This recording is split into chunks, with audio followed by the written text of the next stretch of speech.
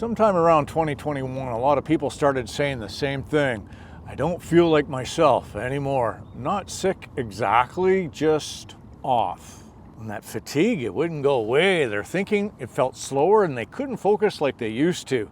Their heart would begin racing for no obvious reason. Some developed anxiety they'd never experienced before. Then they went to their doctor. The blood work, it all came back normal. And that's where the frustration really began. Because when the tests say you're fine, but you don't feel fine, it's really easy to wonder if you're imagining it. You're not. In this video, we're going to be looking at what the research says, why these symptoms may be happening, and one simple number you can start tracking today that tells you a lot about how your body is actually functioning. Before we start, I really got to make something clear. This video, not about politics, it's not about blame, and it's not about arguing over decisions that have already been made. It's about helping people move forward. If you've been dealing with fatigue, brain fog, heart palpitations, poor sleep, anxiety, or just general feeling that your body isn't operating the way it used to, this conversation is for you. Let's get into it. So here's what we know. After both COVID infection and COVID vaccination, a small percentage of people report ongoing symptoms that last far longer than expected. Researchers have given these patterns different names. Long COVID is the one most people recognize. Others refer to post-vaccine syndrome. Regardless of the label, many of the symptoms overlap. There's fatigue, brain fog, poor sleep, heart palpitations, exercise intolerance, anxiety, nervous system dysregulation. Now, let's be clear. Most people recovered without any long-term issues, but some didn't. And that's where the conversation gets interesting because many of these individuals had normal blood work, no obvious infection, no major abnormalities, nothing that explained why they felt so different. Researchers are exploring several possible explanations. One is prolonged immune activation. In simple terms, the body may be stuck in a state of alert long after the original event has passed. Another involves disruption to the autonomic nervous system. This is the system that regulates things like heart rate, digestion, sleep, energy levels, and stress response. When that system isn't functioning properly, you can feel exhausted, anxious, wired, dizzy, or completely drained, even when standard tests look normal.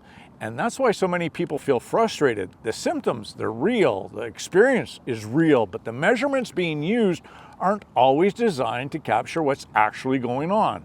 If you've been struggling with these symptoms, there's one number that I really want you to start tracking. That's your resting heart rate. Not the number after climbing stairs, not the number after coffee, not the number after scrolling stressful news, your true resting heart rate. Because resting heart rate, it gives us a surprisingly useful window into both cardiovascular health and nervous system function. And for many people, it changes long before other problems show up. Resting normal heart rate falls between 60 and 100 beats per minute. But many healthy, resilient adults sit closer to 50 to 70. If your resting heart rate is consistently elevated, your body might be working harder than necessary just to maintain normal function. Good news, this is one of the most trainable numbers in your entire body. Let's talk about 3 things that can improve it. The first tool that I suggest is Zone 2 cardio. This isn't intense exercise, it's actually the opposite. Zone 2 means moving at a pace where you can still hold a conversation, but you'd rather not talk too much. A brisk walk, an easy bike ride, a light hike, swimming at a comfortable pace. Nothing extreme. The goal is steady movement. Research consistently shows that this type of exercise improves cardiovascular efficiency, and over time, your heart becomes stronger. It pumps more blood with each beat, and because it becomes more efficient, it doesn't need to beat as often. That's one reason resting heart rate starts to come down. Aim for 30 to 45 minutes, 3 to 4 times per week. If you've been avoiding exercise because intense workouts leave you exhausted, this is often one of the safest places you can start. Slow, consistent, sustainable. Don't underestimate how powerful that can be. The second tool sounds almost too simple. It's called the physiological sigh. Researchers have found that the breathing pattern is one of the fastest ways to calm the nervous system and lower stress in the moment. So here's how it works. Take a normal breath in through your nose, and at the top of that breath, take one more short inhale. Just a quick extra sip of air, then slowly exhale through your mouth until your lungs feel empty. That's 1 rep. Try 2 or 3 of them. Most people notice a difference almost immediately. Why? Well, because the long exhale signals safety to the nervous system. It shifts the body away from fight or flight and toward rest and recovery. Now, this isn't a magic cure, but if your heart is racing, your stress is high, or you feel your system just really getting wound up, it's one of the quickest tools available. And when practiced regularly, it may help improve your baseline nervous system regulation over time. This third tool really surprises a lot of people. It's not necessarily sleeping longer, it's sleeping consistently. Most people focus on how many hours they sleep. But when it comes to nervous system regulation, consistency matters just as much, maybe even more. Going to bed and waking up at roughly the same time each day, it really helps regulate your circadian rhythm. And your circadian rhythm, it influences everything from hormones and energy levels to heart rate and your recovery. When sleep schedules constantly shift, well, the nervous system never fully settles. Stress hormones, they stay elevated. Recovery, it suffers. And resting heart rate, well, it often reflects that. If you're going to focus on one thing, focus on your wake-up time. Choose a wake-up time and then stick with it. Weekdays, weekends, good nights, bad nights. The wake-up time, that's your anchor. Everything else starts organizing itself around that anchor. Now, this is where a lot of people get confused. Standard blood work is incredibly valuable. It can identify infections, hormone issues, organ dysfunction, nutrient deficiencies, inflammation, and many other important problems.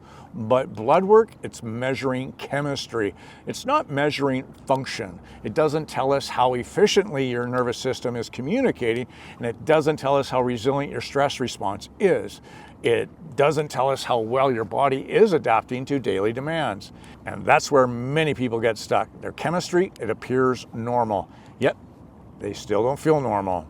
The problem isn't necessarily that anyone missed something. The problem may be that the tools being used weren't designed to measure the issue the person is actually experiencing. And that's an important distinction because it means that there might be answers worth exploring. Before you start trying to improve your resting heart rate, you need an accurate baseline. Most people, they don't have one. They check after coffee, after standing up, after checking their emails, after looking at their phone. That's not a resting heart rate. That's reactive heart rate. And a true resting heart rate is measured first thing in the morning, before you're getting out of bed, before the coffee, before your phone, before anything. So here's how you do it. Lie still for a couple of minutes and then take your reading. Do that for 5 mornings in a row. Then average the numbers. That's your baseline. That's the number worth tracking. And you can begin to see whether or not the things that you're doing are actually working, because progress, it isn't always something you feel immediately. Sometimes you see it in the trend first.